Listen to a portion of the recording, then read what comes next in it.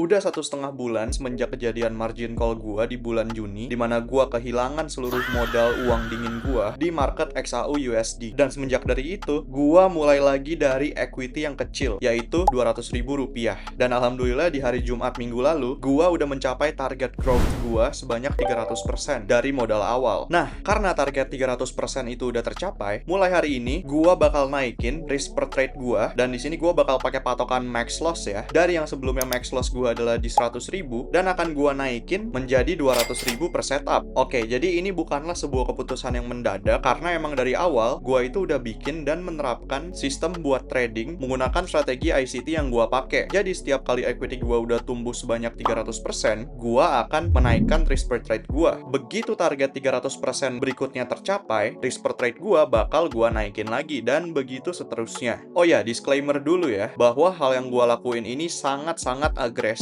dan bukan untuk ditiru. Which is, di sini setiap gua naikin risk per trade gua itu cuman punya 4 nyawa atau 4 kesempatan untuk terkena stop loss berturut-turut sebelum equity gua habis. So yeah, this is very extreme and I know it. I know the risk. And of course ya, this is not a financial advice and please do your own research. Jadi gua juga udah sempat hitung-hitungan pakai AI bahwa di strategi ICT yang gua pakai, which is memiliki win rate kurang lebih 70%, probability untuk kena 4 loss beruntun atau berturut-turut itu cuma ada di 0,81% untuk satu set 4 trade. Tapi ya, karena gua ambil 2 setup per hari, window dari 4 trade itu pasti akan terulang setiap harinya. Jadi kalau misalnya dihitung sebanyak sebulan atau 44 trade, probability atau chance untuk gua kena stop loss 4 kali berturut-turut itu naik ke sekitar 21%. Ya, gua paham ini terdengar sangat-sangat agresif dan sangat-sangat tidak ideal. Tapi dari jurnal-jurnal gua sebelumnya, di bulan-bulan sebelumnya itu, gua bisa dan berhasil sebanyak 2 kali untuk grow dari equity kecil seperti 500.000